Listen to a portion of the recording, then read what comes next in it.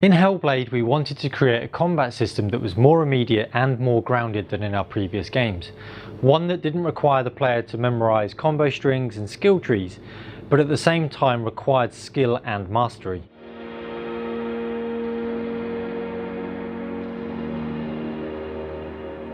In previous diaries, we've talked about how our camera and controls have a very different feel, more intimate and subjective than the usual distant third-person cameras we normally have in our games. With this viewpoint came an opportunity to pursue a directional combat system where attacking and blocking could be done in one of 4 different directions. Like so many areas of game development, promising paths can lead to dead ends, and in this case it was becoming clear that directional combat was limiting gameplay. There were several issues. For one, directional combat limited the kind of animations that we could create. It also made multi-opponent combat very awkward because you couldn't use the movement stick to switch between enemies. And while directional combat was mechanically sound, it just didn't feel satisfying, and no matter how much we pushed, it always just felt mechanical. It was time to change tack. Juan joined the design team to focus on combat, and with him brought a fresh perspective. My approach was to focus on simple but tight core actions, like fast and slow attacks, blocking and evading, but work on making them flow really responsively and intuitively. Our combat system asks the player to make tactical choices instead of relying on memorizing and executing complex combos, although there's still a fair amount of depth to the moves that you can perform. With the movement stick no longer used for directional combat, we could now focus on experimenting with fighting multiple enemies at the same time and how the player would flow between them.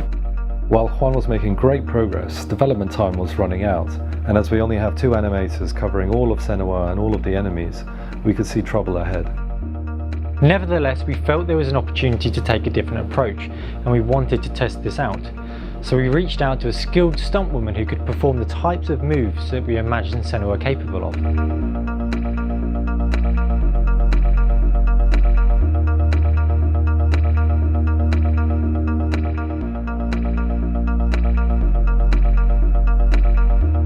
We asked Chloe Bruce, who recently played Daisy Ridley's stunt double in Force Awakens, to come to the studio for a test. Using the game as reference, we wanted to see if Chloe could match the timings and flow of Senua rather than doing it the other way around, which is how it's normally done. After half a day of capturing, we went to work to see if we could translate this back into the game. So we tested a couple of combat strings out to see how quick the workflow was and also what quality we could achieve in the time. I had to make tweaks to the general timing and also poses.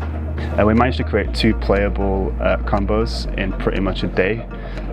This would have taken a lot longer traditionally. The great thing about that is that I can then focus on the things that we can't really motion capture, like some of the more outlandish actions in the game. With the help of Chloe, we proved that we could make combat work for Senua, but we still needed to find someone to represent all of the enemies in the game, and we found that with Kali Nell.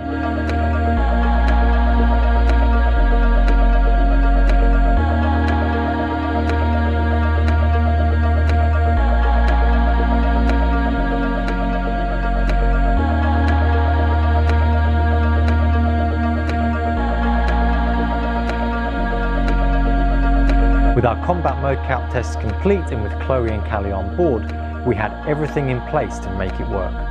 We couldn't use our internal studio because the ceiling was too low and the space too small, so we booked the Imaginarium Studios in London to capture the rest of the combat.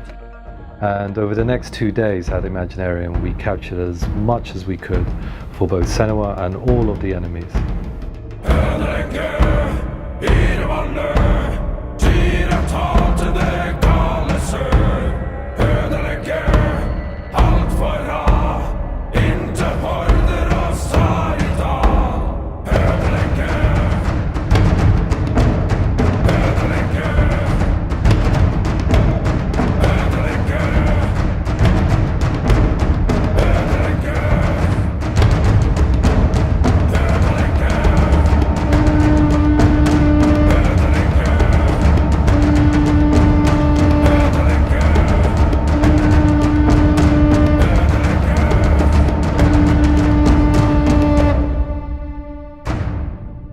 The direction we're heading in seems to be paying off. With mocap we have a better base of realism, without directional combat, we have more freedom to explore styles and moves. And so we're working on this hard right now, and we hope to show you the results pretty soon.